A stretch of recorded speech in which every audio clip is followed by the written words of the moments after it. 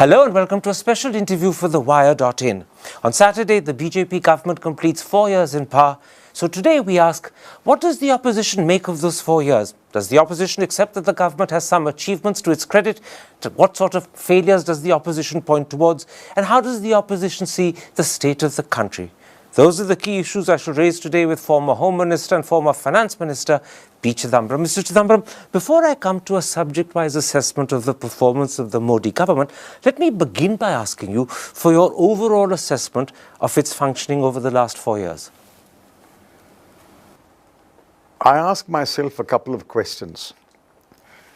Has the country and the country's economy become more efficient, more productive, stronger? Answer is no, because I think there are serious issues affecting the economy, and I will write about it, for example, this Sunday. Has the country more friends in the neighborhood? Answer is no. Maldives, Sri Lanka, Nepal to a large extent, China, and not to speak of Pakistan, are not at all friendly. Within the country, are people happier, more cohesive, working with each other, respecting each other? The answer is a loud no. Never before, maybe during the partition, never before has a country been more polarized, more divided. People suspect each other and people hate each other. So I think the 4 years have not only not taken the country forward, may have set us back quite a bit in the damage done to the social fabric. I'll come to each of those issues that you raised one by one in a moment's time. The economy, foreign relations, the social fabric, the mood of the country.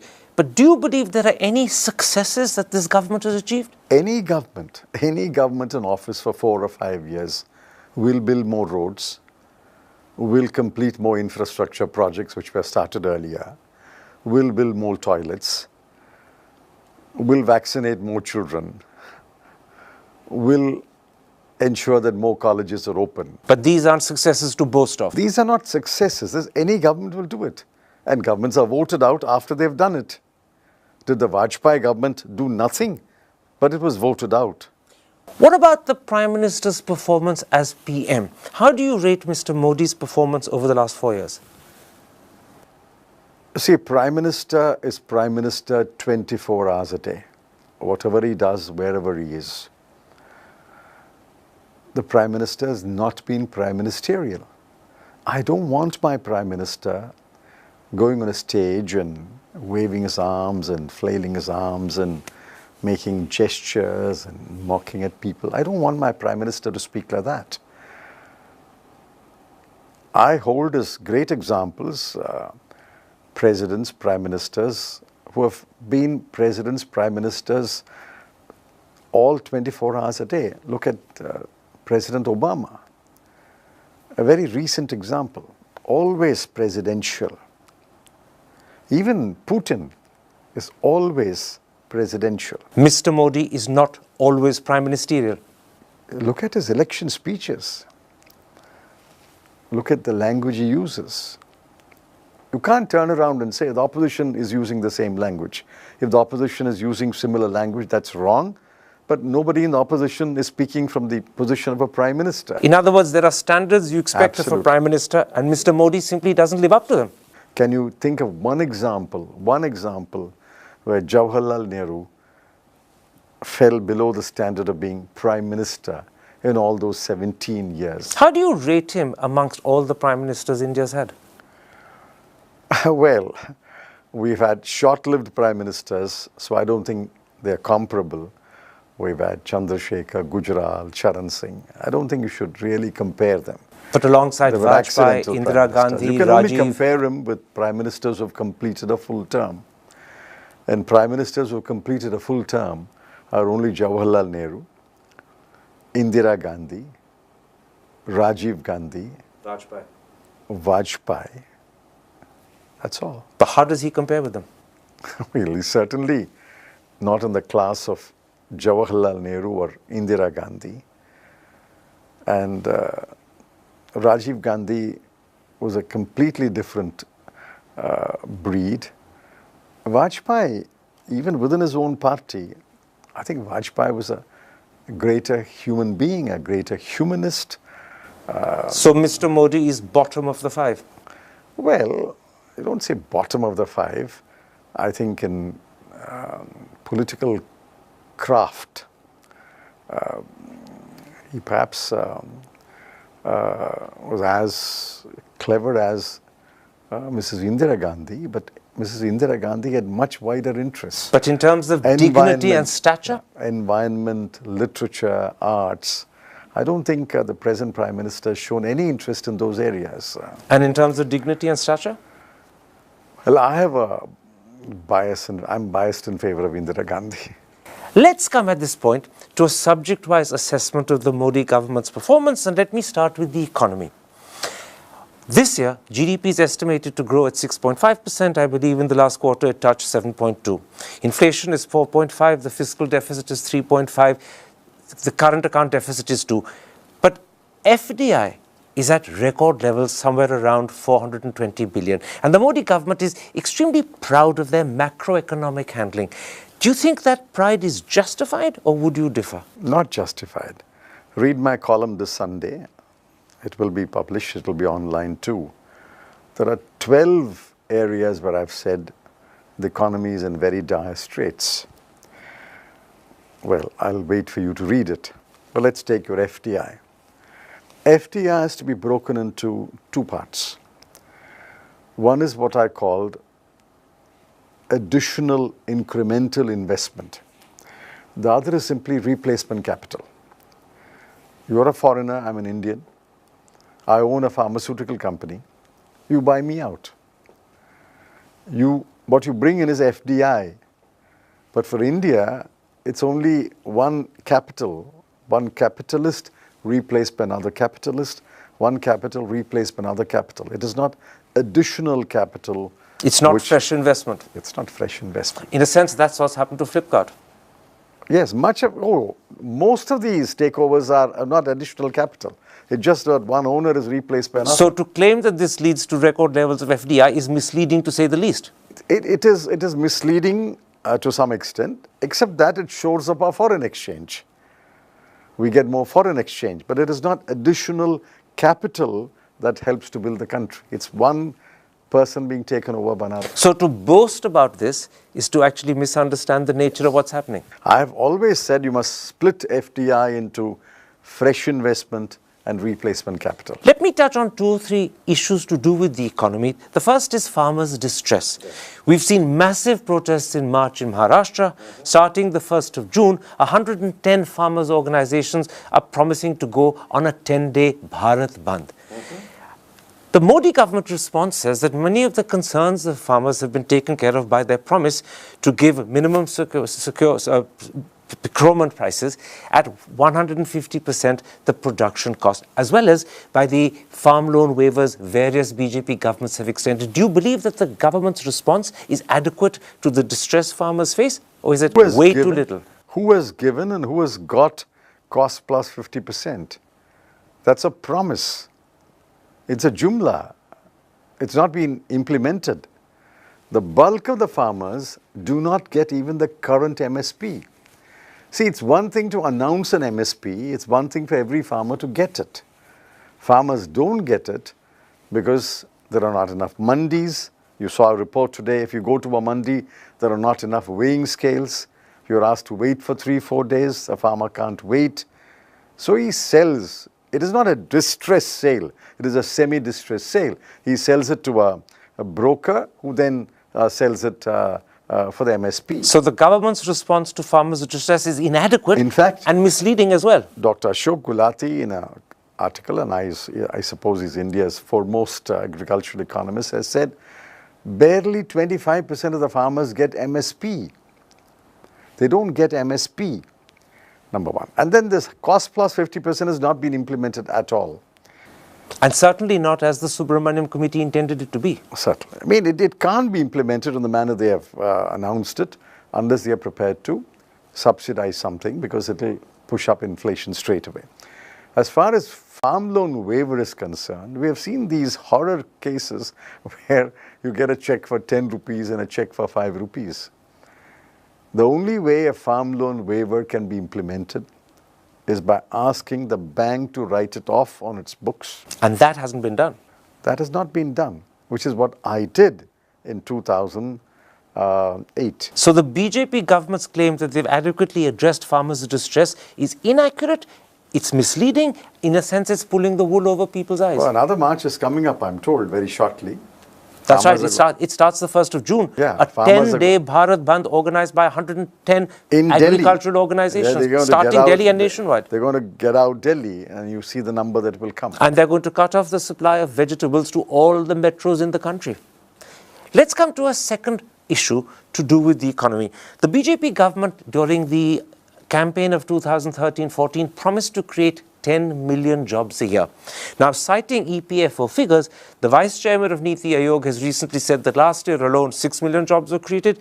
Surjit Bhalla, a member of the Prime Minister's Economic Advisory Council, has actually written that in fact 15 million jobs were created. But you know and I know that the Centre for Monitoring the Indian Economy has strenuously refuted this. Yeah. So in your opinion as a former finance minister, is job creation one of the successes of this government, or is it its Achilles heel?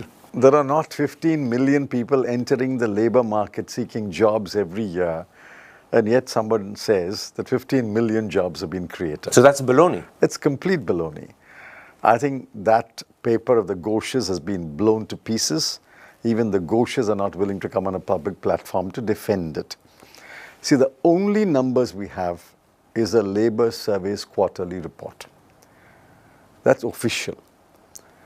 Every quarter, a few thousand jobs are created. The highest I've seen in a quarter is 1,36,000 jobs. In other quarters, I've seen much smaller numbers, but that's the only survey we have. The government is choosing to rely instead on EPFO figures. EPFO numbers doesn't mean that a job has been created. Just formalized. It only means a job has been formalized. So once again, if you rely on EPFO figures, you could end up with an outcome that is distorted and wrong. And if you present it as reality, once again, you're fooling yourself, leave aside everyone else. The best way is to ask the people. I was in Tuticorin, which is on the news for wrong reasons today, what we call Tutukudi. A huge public meeting.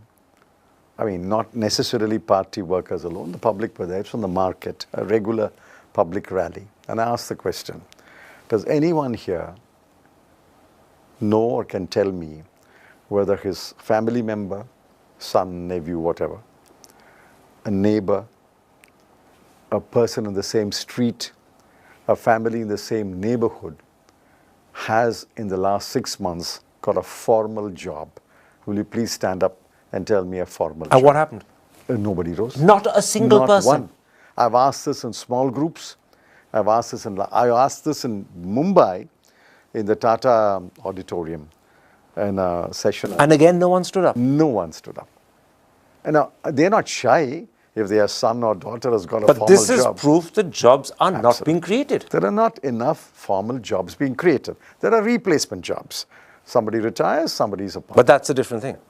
Let's bring up another issue. Again, a promise made by the Prime Minister when he was candidate in 2013-14, that he would institute wide-ranging, sweeping, radical reforms. In fact, at one point of time, he said the very face of the Indian economy would change.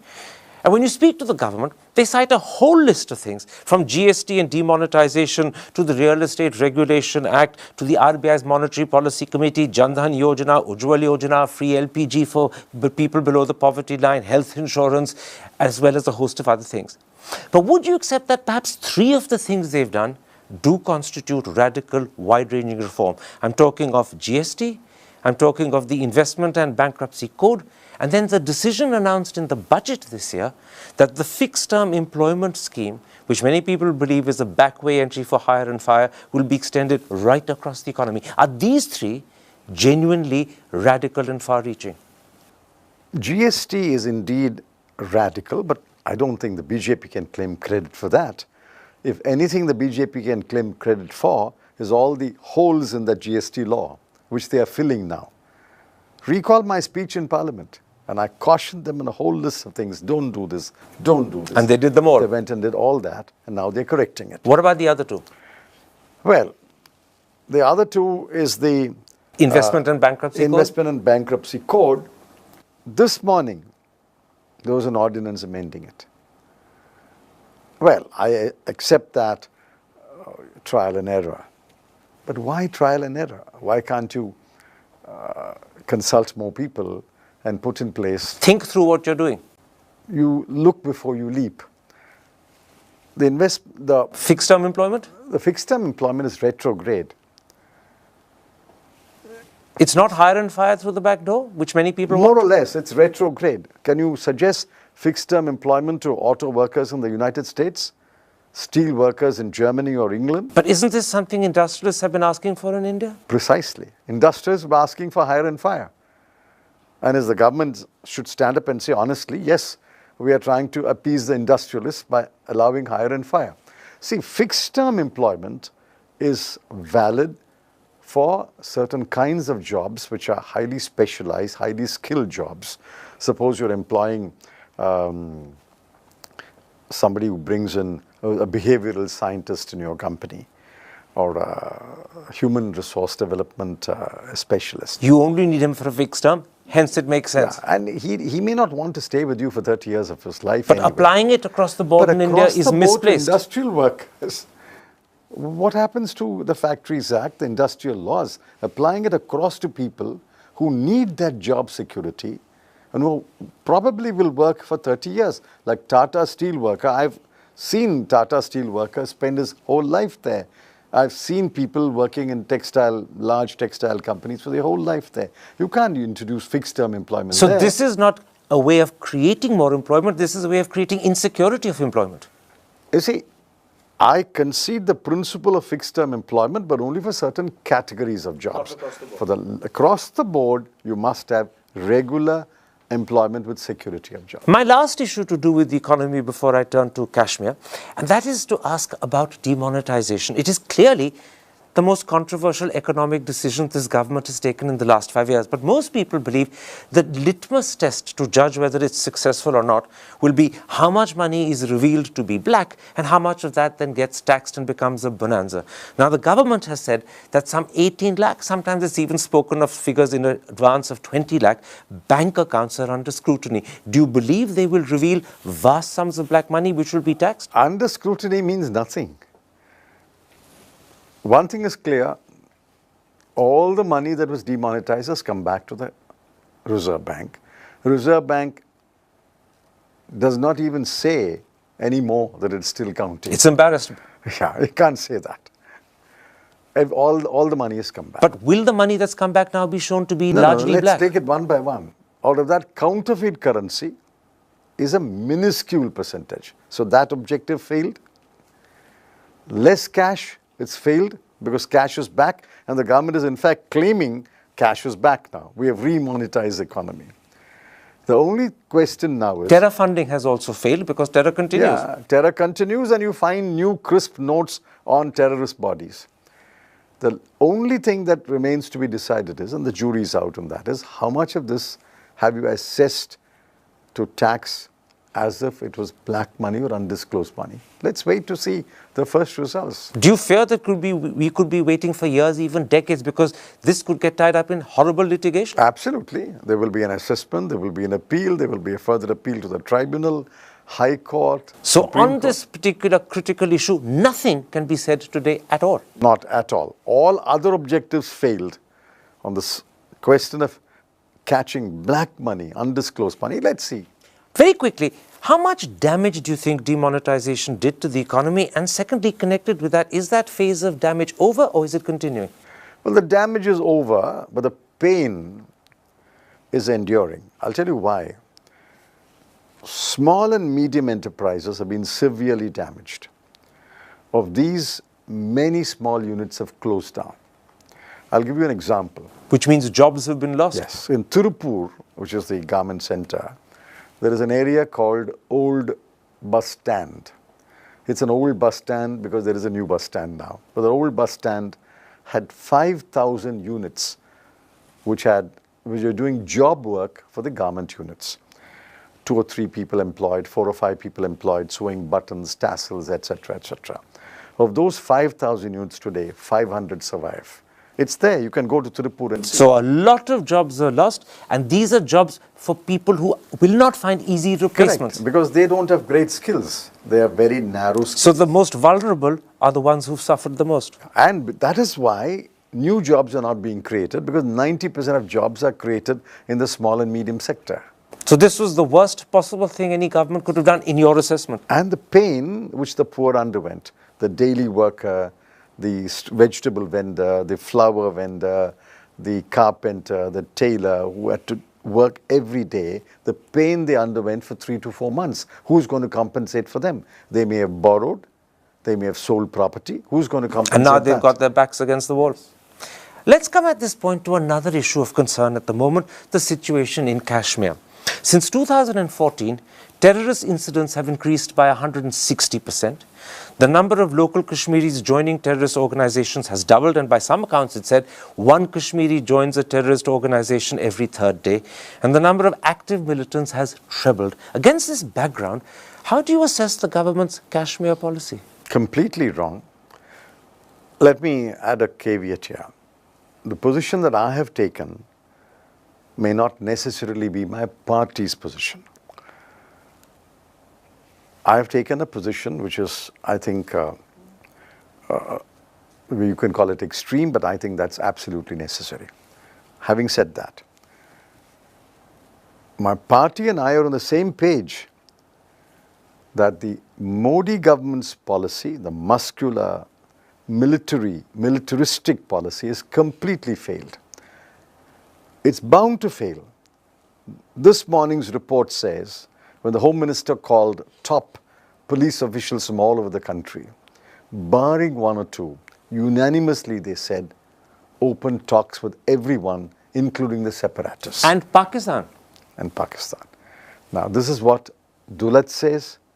This is what the Kashmir police says. This is what army generals have said. But this is what the government refuses to do. They won't, because the government is only Mr. Modi. So the government's Kashmir policy is totally wrong in your eyes. Mr. Rajnath Singh may have different views, but he dare not express it. The only man that matters is Mr. Modi, and his policy is muscular military policy. We'll crush them. In this context, how do you assess the Ramzan ceasefire announced on the 16th? Do you think it's a sensible move to reach out to alienated Kashmiris, or is it just too little too late, as well as inadequate in itself? It's too little too late, but I still welcome it. Because I think it gives some credence to a completely discredited Mehbooba Mufti government. She may have gained, say, a point or 2 in credibility that she made a demand and the central government responded. Now she has to build on that. Whether she will build on that or whether we shall simply succumb to coalition pressures and go back to business as usual, I don't know. Something else the government did, and they did it last year, was to appoint a special representative, Where is he? Dineshwar Sharma. Nobody has heard of him or seen him in the last 6 months. Well, he's refused to speak to Hurriyat, he's refused to speak to dissident or militant organizations, but it is reported in the papers that it was on his advice that charges against stone pelters was dropped, and it's also said that it was on his advice that the government agreed to the Ramzan ceasefire. So do you think he's delivered, or do you stand by your comment, he's invisible? Absolutely. Last 6 months, I said it on the first day, but I'm willing to suspend judgment because I'm told he's a decent man. But in the last 6 months, nobody has heard or seen him. And I don't think the people in the valley care what he does or what he says. I think it's completely irrelevant now. Something that's been increasingly noticed, it's been reported in the papers extensively over the last 9 months, is that today young Kashmiris, not just young boys, but often young girls, and often in their teens, have taken to throwing stones at security forces to prevent them arresting militants. And clearly, these young boys and girls in their teens show no fear of their life whatsoever. What does that tell you about the mood of Kashmiri youth today? What it tells me is what a mother told a journalist. It was reported. It was, I mean, when I was Home Minister and our friend Omar was chief minister, we didn't hear such a statement. The mother said, when the child was on the street, stone pelting, and was in grave danger of being killed or injured, she said, I'm sorry, I can't stop my son because he thinks he's fighting for his future. You know, when mothers say that they will not restrain their children, that tells you what the mood of the children is. Have we lost the young in Kashmir emotionally? I think so. Is the situation beyond redemption? Almost, I've said so, almost beyond redemption. Do you believe that the BJP, PDP government cannot be part of the solution because it's part of the problem, and therefore the solution can only begin with the imposition of President's rule under Governor Vora? Well, President's rule may not be a solution, but the problem at least will be removed. The PDP, BJP is the problem. And it must go. The PDP is seen as a betrayer and the BJP is seen as a usurper. When the betrayer and the usurper come together and form a government, it has zero credibility. So the starting point to improve things is get rid of the present government. Yes. Let's come to a third issue of concern, India's relationships with its neighbors, and let's start with Pakistan, where I believe the relationship is arguably at its lowest ebb since Kashmir. Do you believe the government's policy that talks can't happen as long as there's the possibility of terror has utility and is still the right one, or do you think now the time has come to change the way you handle the situation? See, I must preface it by saying Pakistan is equally to blame. I don't think anyone should go away with the impression that the government of India is to blame and the Pakistanis are blameless. They're as much to blame as the government of India, maybe more. But we have a greater stake in peace. We have a democratic government here, and the government must deliver in 5 years. The Pakistan, whatever government is there in Pakistan, is beholden to the army, and they remain in office at the will of the army, be that as it may. So if I was in government, I would say, listen, I have a great stake in peace so that I can deliver in 5 years. If I must go the extra mile to ensure that things move on. So I think the government of India was completely wrong in adopting this blow hot, blow cold policy. I wrote once, they are capable of such somersaults which are worthy of an Olympic gymnast. One day you go to the nuptials of Nawaz Sharif's granddaughter, was it? Granddaughter. And the next day you say, there'll be no talks until the last gun ceases. I think both are foolish moves. So the policy is confused and contradictory. Absolutely. So there's a definite need here for relooking, rethinking and changing. We should announce that we are willing to talk to everybody. And then how the talk should be sequenced is a matter for the government to decide. But we must talk. Even when there is terror, you must talk. I mean... So the policy, no talk while there's a possibility of terror, is a wrong policy. It's completely wrong because terror will never cease. Has terror ceased in Afghanistan? Has terror ceased in Syria? Has terror ceased in the Middle East? Terror will never cease. Has terror ceased in Europe? Did terror cease in Ireland? In fact, terror is one reason why you have to talk, not avoid talking. Did it cease in Ireland? Did the last gun stop firing before they talked? It's only when you talk and reach a settlement that the guns will be silent. Even then, the guns will take some time to become silent. A second troubled relationship at the moment is the relationship with China. Do you believe that the Wuhan summit was an imaginative way of restoring balance, or do you share the view of critics who say this is the latest of India's unwarranted concessions to Beijing and a sign not of strength but India's weakness? You see, after Wuhan, is it? Wuhan. There was no joint statement. The two sides gave separate statements and they were very, very different. The points that were emphasized by India were not even referred to by China. So I don't know what the chemistry is, but one thing is clear, is one president, prime minister, the one chief executive of one country who refuses to be embraced or hugged by Mr. Modi. And that I think he makes it quite clear. Maybe they say it in advance. So what is the takeaway from Wuhan? I don't know. Because shortly after Wuhan, we get a report that China has started mining extensively on its side of the Arunachal border, and that it is a precursor to claim rest of Arunachal. To be fair, you also got a report that China's putting pressure on Pakistan to send Hafiz Saeed to a West Asian country. We heard that also. We heard that also. I think China is very clever, and China, see, the political situation, the structure in China enables them to shift gears very quickly, and nobody can question it. So you don't think Wuhan is the right way of responding to this troubled relationship? No, no. Wuhan, I'm not saying dismiss Wuhan. Informal contacts are good. Meetings on the sidelines are good. But eventually, you must list the half a dozen things that have to be addressed and sit down with the president of China for substantive talks and say, this is how progress will be measured over a period of time. Informal summits can't take the place of the hard work of substantive talks. And that must be left to diplomats. That must be left to trained foreign service officers. The honest truth is it's not just relationships with Pakistan and China that are troubled at the moment. As you mentioned at the very beginning, we have a troubled relationship with Sri Lanka, with Nepal and the Maldives. Yes. And many people believe that the Doklam issue rankles with Bhutan, even though Bhutan doesn't talk about it. Yes. And yet there was enormous hope when Mr. Modi came to power in 2014. The heads of all the neighboring countries were invited. That was the moment of euphoria. What's gone wrong, in your opinion, since then? Well, what's gone wrong is we want to consider ourselves equal to China.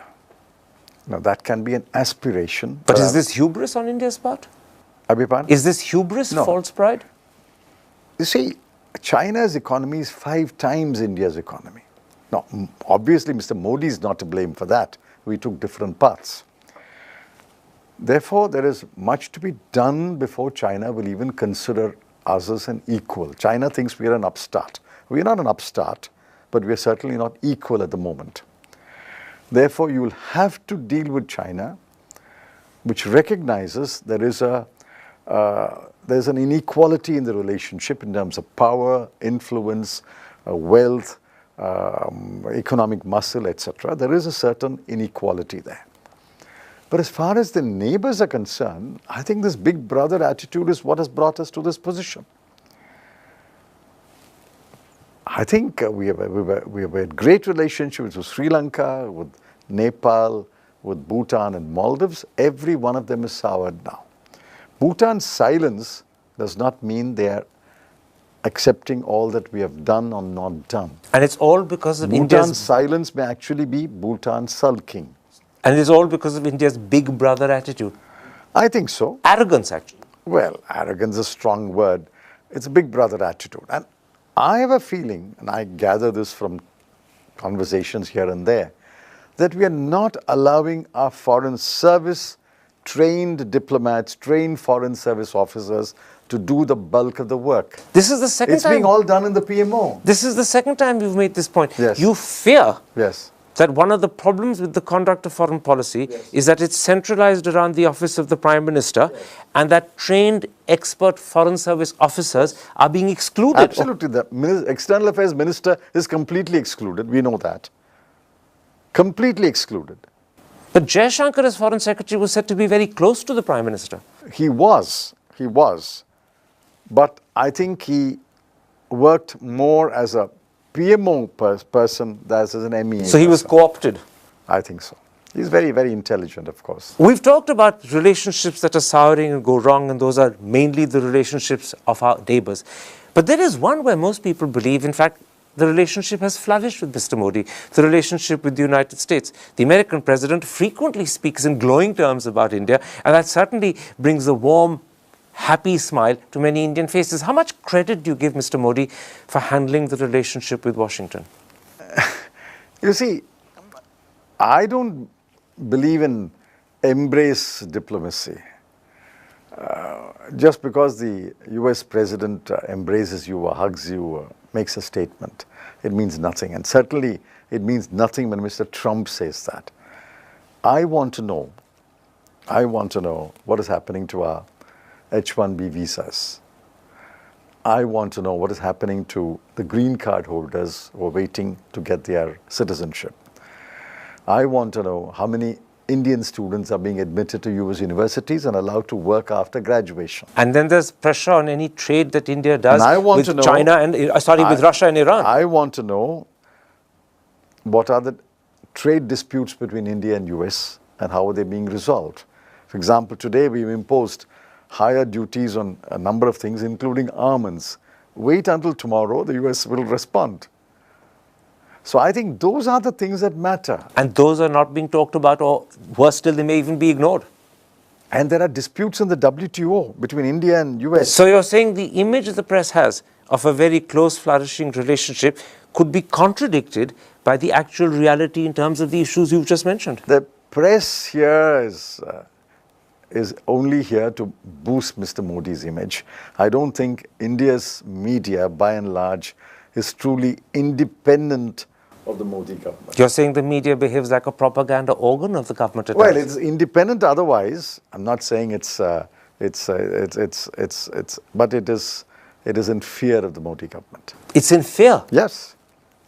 In other words, it's servile and courtier-like in its attitude I can to the give you Modi examples government. of editors being fired. Go as ahead. Instance of the Go government. Ahead. Go ahead. Well, editor of a leading English paper was fired. You mean the Hindustan Times? Well, I won't take names. 24 hours. 3 editors of a leading business magazine were fired on the same day. There are at least 2 famous journalists who can't get contracts with any television channel. Editorials have been pulled out after they went online, but they didn't appear in the next morning's edition. Interviews have been pulled out after promos ran from 2 o'clock in the afternoon to 6 o'clock in the afternoon. Yours to NDTV. Therefore, what does it mean? So you're saying, in a nutshell, that at a moment when the Indian media was needed to be objective, balanced, and properly assess the government, it's actually betrayed itself? Well, those are strong words. I hope the media will discover its true character. But it's let India down. Yeah. By and large, the media is in fear of the Modi government. The media means the media owners are in fear of the Modi government. Let's take a break at that point. When I come back, I want to talk to you about the internal situation in the country, the impact the Modi government has had over the last 4 years on critical constitutional institutions, the mood of the country, the treatment of Dalits and in particular Muslims. And finally, I want to raise with you a question that is often being asked, sometimes in the press, sometimes outside. Does Mr. Modi lack moral leadership, or is he just reluctant to show it? We'll be back in a moment's time for part 2 of this critical interview with Mr. Chidambaram. See you in a moment's time. Welcome back to part 2 of this exclusive interview with former Home Minister and former Finance Minister P. Chidambaram. In part 1, I spoke to him about the economy, about Kashmir, as well as about India's relations with its neighbours, and a little bit, of course, about the media. Now in part 2, I want to talk to him about the internal situation in the country. Mr. Chidambaram, let's come to the domestic situation. There are many people in the media and outside who believe that this government has undermined critical constitutional institutions. They talk about the cavalier way in which governments were dismissed in Arunachal Pradesh and Uttarakhand. The judges are upset, the collegium in particular, about the fact that senior appointments to the Supreme Court are held up.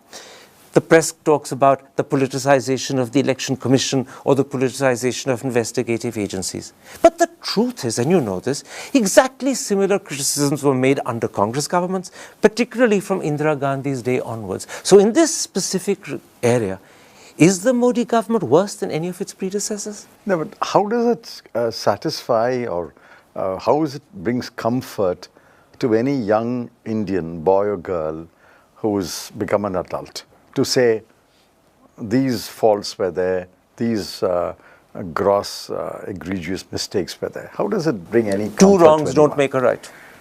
We are talking about making this a better country for the next generation. Is the next generation interested in being told, we'll never be a better country, we were as bad 20 years ago? Is that an answer? That is no answer. Every new government comes and says, I will be better, I will make it better for you. Question is, has Mr. Modi made it better? That's the only question. There's no point comparing it with what happened 20 years ago, 30 years ago. What's your answer to that question? Which question? Has Mr. Modi made it better? Of course not. I'm a very worried person.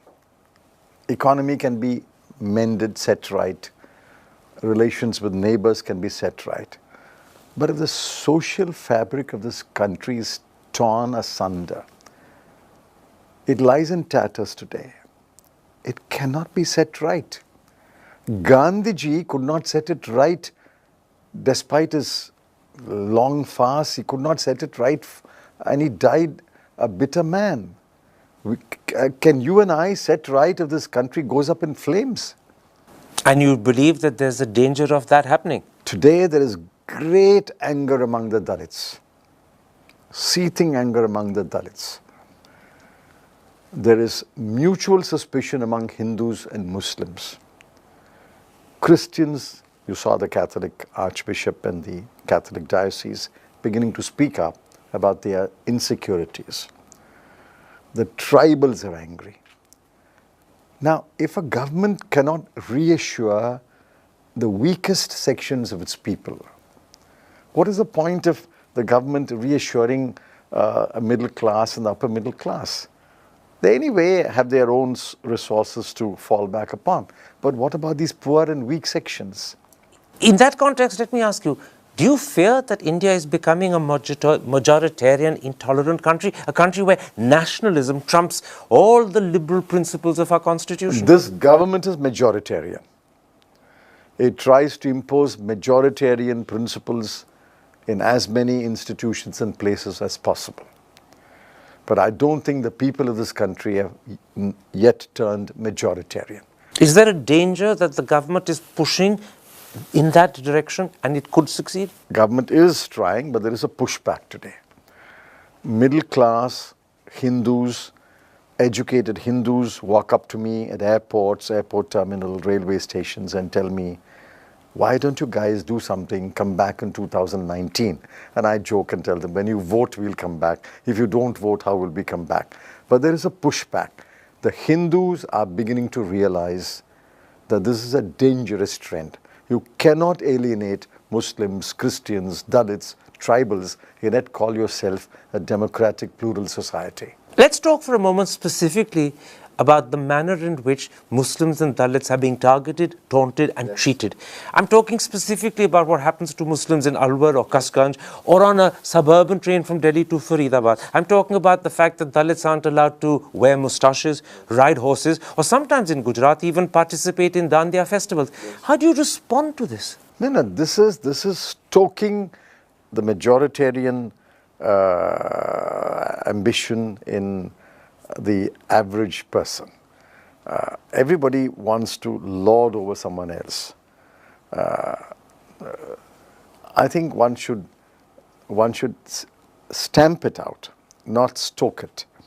What this government is doing is, it's stoking those ambitions, stoking those desires. And wherever it's possible, for example, what one or two people belonging to a community will not do, when 500 people join together, they do it. Pelu Khan, he was there every day in that village, in that house, and I'm sure he had meat in his house on 3-4 times a week or even 10 times a month. But one or two people who passed by his house did not dare go in, drag him out and lynch him. But a mob did it. This is the point. You and I may be completely decent when we are walking alone. But if we are together in a group of 500 people, we may completely change character. Let me quote to you some of the things in the last 4 months that BJP MLAs and BJP MPs have said about Muslims. A Rajasthan MLA said, the way the Muslim population is increasing, the existence of Hindus is in danger. A BJP MP said, Muslims got India divided. What is the need for them to live in India? They should either go to Pakistan or Bangladesh. What business have they being here? Do you fear that these aren't just prejudicial comments that people lacking in civility express, but this is a deliberate attempt to polarize the country? It is. It is. Is it succeeding? Well, it did succeed. Muzaffarnagar, it succeeded, if you go by the results of the election next year, but it doesn't succeed always. It didn't succeed in Alwar. But the government is trying, or MPs are trying to polarize the country. To say government is trying may be not entirely accurate. Certainly the RSS and BJP, which run the government, are trying. And this is deliberate. Absolutely. This is strategy. This is the RSS's philosophy. Go back and read what the founders of RSS, the founding leaders of RSS, the first 2 or 3 leaders of RSS have written about their concept of Hindu Rashtra. Let me put this to you. When atrocities happen on Dalits, Muslims or tribals, when horrible rapes happen, and we've had, God forbid, more than our fair share of them in the last couple of years, there's a lot of concern about the fact that the Prime Minister is silent. Or if he does speak out, it seems as if it's dragged out of him. The BJP, on the other hand, defends his silence on the grounds that there's no need for the Prime Minister to speak on every occasion. Now, the truth is that you were a member of a government where also the Prime Minister of the day, Dr. Manmohan Singh, was renowned for his silence. Is there any comparison between Manmohan Singh's silence and Narendra Modi's silence? You see, I think Dr. Manmohan Singh may have been silent, but I don't think there was any occasion like Una or Unnao or Katwa where the Prime Minister did not speak. I don't know. You'll have to tell me whether there was an equivalent situation where the Prime Minister, Dr. Manmohan Singh, did not condemn it. In the case of Mr. Narendra Modi, he lapses into silence for several days after the incident. And then when he refers to it not the incident, but he refers to it as part of something which he disapproves. He doesn't even name the incident, doesn't name the town, and doesn't condemn the people. It's a glancing, indirect reference. Yes.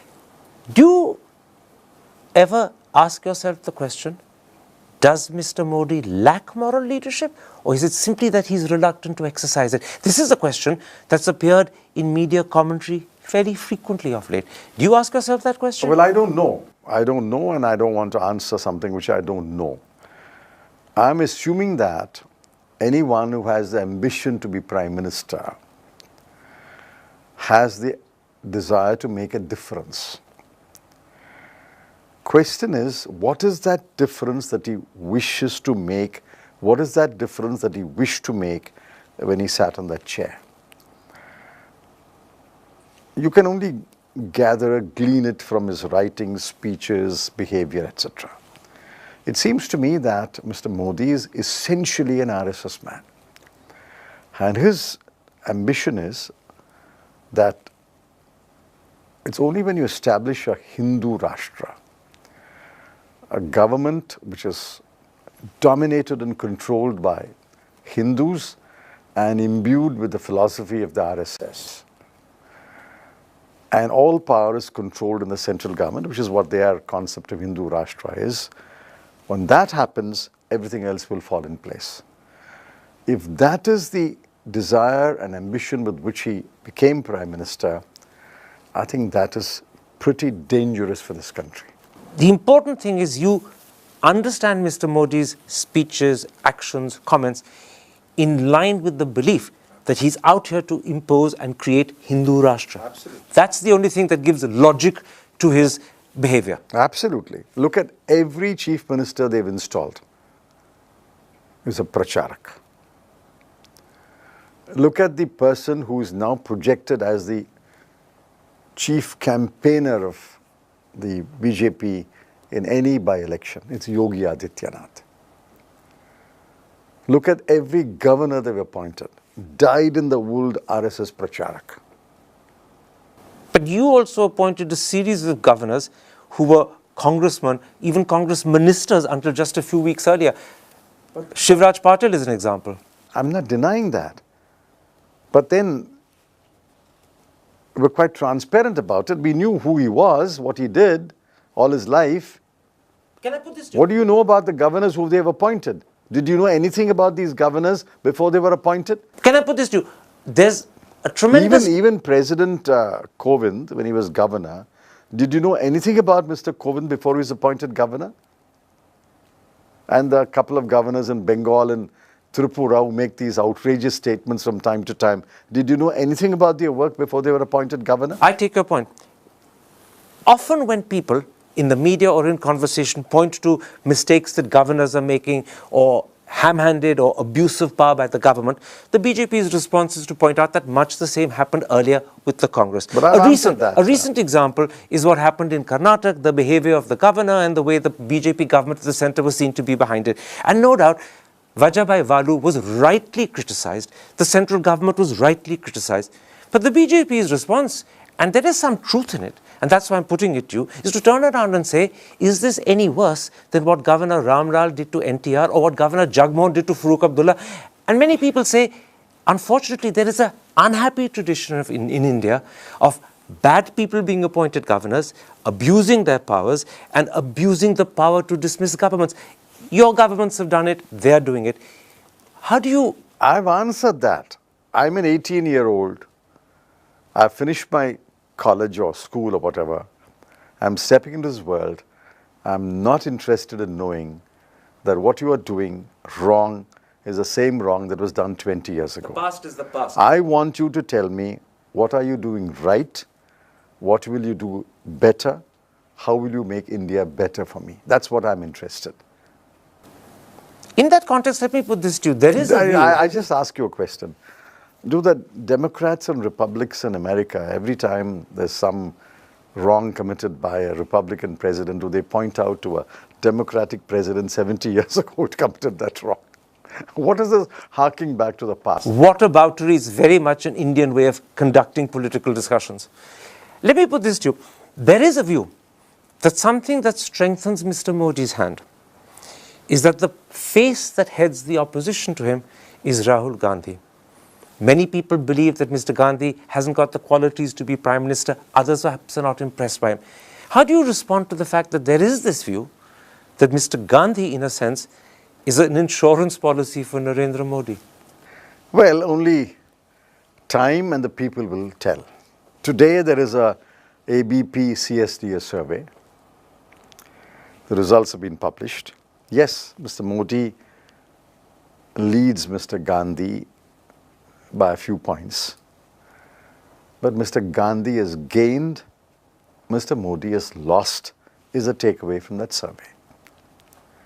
In terms of popular votes, the Congress UPA alliance or combination of parties will edge out the BJP NDA combination of parties.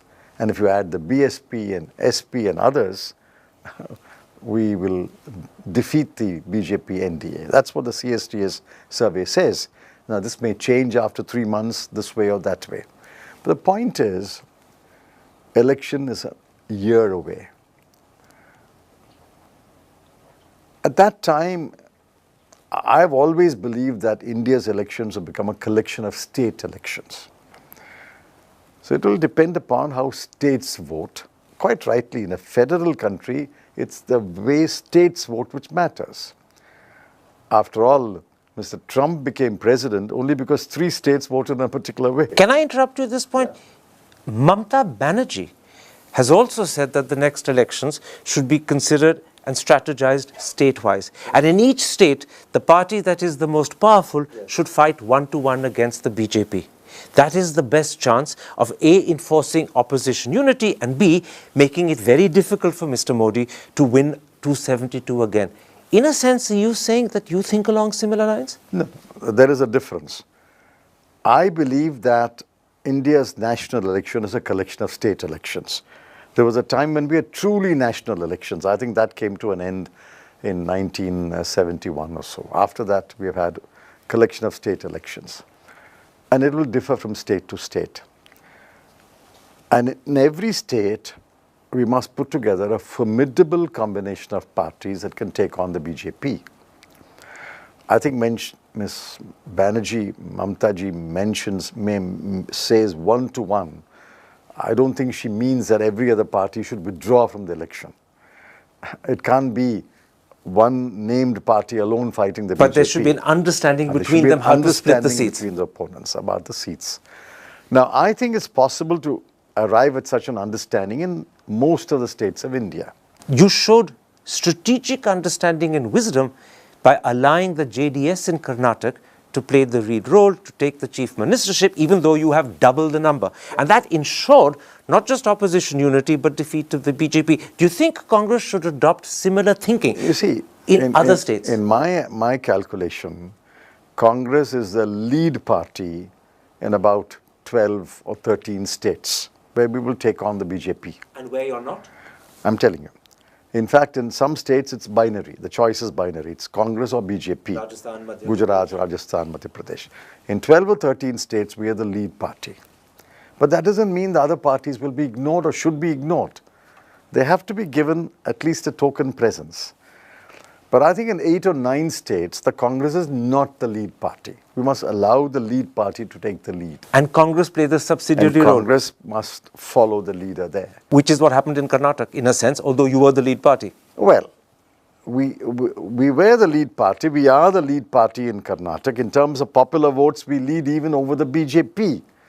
But the circumstances are such that if you want to form a non-BJP government today, it can only be formed with the JDS becoming chief minister. But you're also saying by association that where you're not the lead party, you should be happy to play a subsidiary role, because the important thing is to provide a united front to defeat the BJP, not allow your internal rivalries to give the BJP a let out. Absolutely. And I think more and more people in the party are beginning to come around to that view. Is this becoming the consensus view in the Congress party? That's what I'm saying. More and more people are willing to accept the reality that while we are the lead party in 12 or 13 states and others must follow our lead, where we are not the lead party, we must allow that party to take the lead. That's very clear, Mr. Chidambaram. Now, before I end the interview, I want to ask you 1 or 2 questions about yourself. Well, nothing about myself, which is important. Earlier this month, and this was in all the papers, the Income Tax Department announced that they were I won't filing... answer. I decline to answer all those questions. I just want to ask you one question. No, I decline to answer But all I those was questions. going to It's ask- irrelevant as far as I'm concerned. They've pursued a vendetta for 4 years. They'll pursue it for the remaining 12 months and I'll face But it. when they suggest I decline to specific answer sums questions. that the properties they claim you haven't declared, I don't think you should Are they making it up? waste your time asking this question. I decline to answer. let me then put it like this. Are you being picked on and targeted because you're an opponent of the government and a particularly critical and outspoken one? Is this a vendetta? It is. That's the only reason I can think of. There's no other reason. In other words, these are false and There are no other reasons. So these are false and concocted cases brought by the Income Tax You're wasting Department your time or the asking ED. more questions.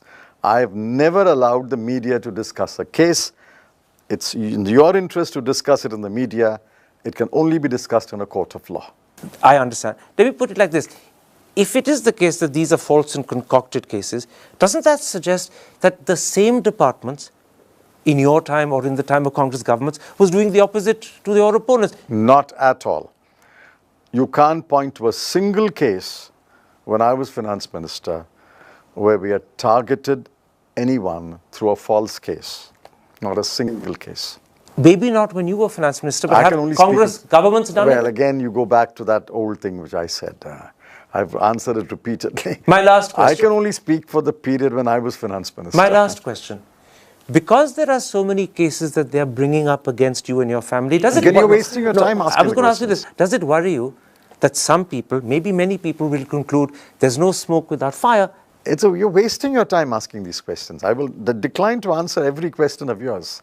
You're not worried that this could affect the way the public sees you? You're wasting your time asking the question. All right. I won't persist. Thank you very much for a comprehensive interview, for which I'm very grateful. Okay, thank you.